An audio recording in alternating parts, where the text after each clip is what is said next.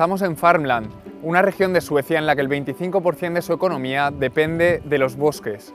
Hace 20 años se creó aquí un clúster empresarial llamado The Paper Province, del que hoy en día forman parte más de 100 compañías, y se ha convertido en un referente mundial sobre cómo utilizar los recursos de los bosques de manera sostenible y de manera eficiente.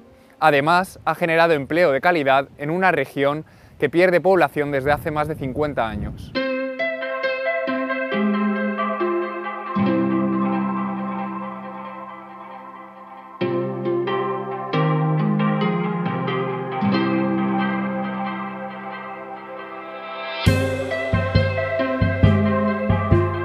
So the cluster from the beginning focused very much on a specific set of needs identified by the member companies, and that focused very much on the skills of the future, how to attract the right skills for the companies in this region.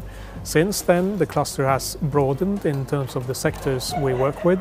For example, from going to working mainly with pulp and paper companies, we now include in the membership-based energy companies, wood processing companies and packaging companies.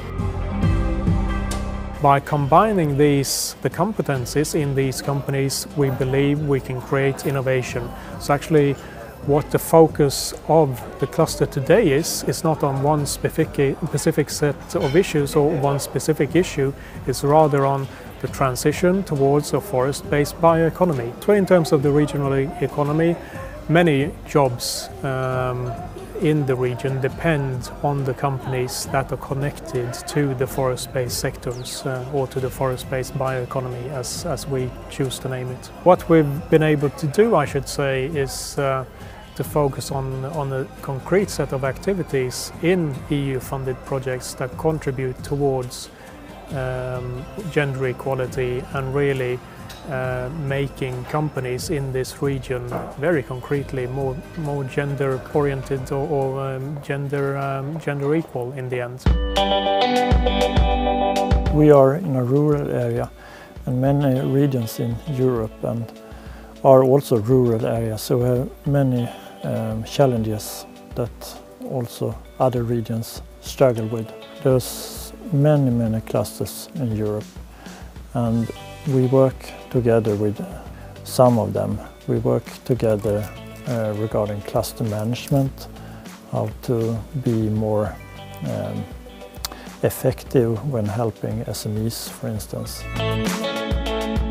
We collaborate in another European Regional Development Fund project, where we collaborate with an organization that has a huge network in these regions, and then we are looking to find the right actors and try to match them with our SMEs. And right now we are in that stage with matching, and we will see also if we get the match, we will bring the SMEs to, for instance, South Africa or Botswana.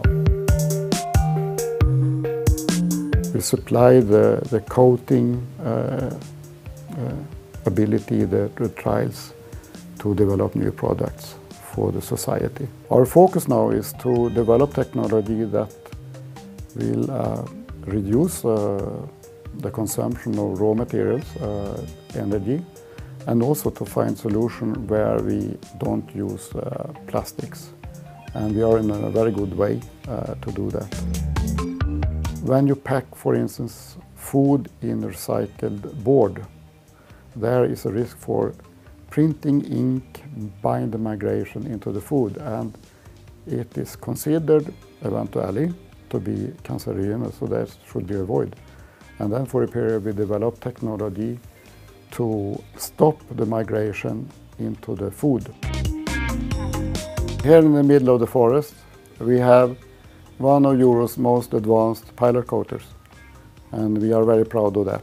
And I think it's an asset for the whole area, for the whole region, for the whole middle of Sweden, and also for Europe and the world, actually.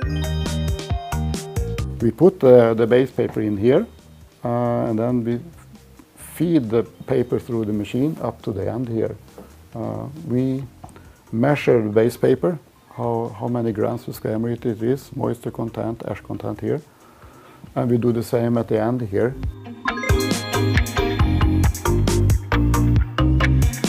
You can see here that is our concept. And this is a traditional concept.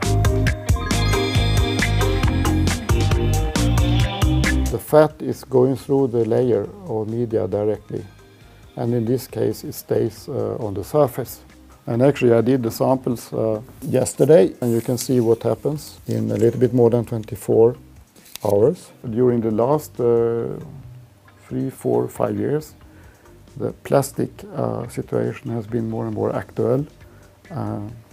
It is so that many wants to get rid of the plastic, and therefore we have developed coating technology to apply thin layers or barriers, dispersion layers, water-based, that could be reused, repulped.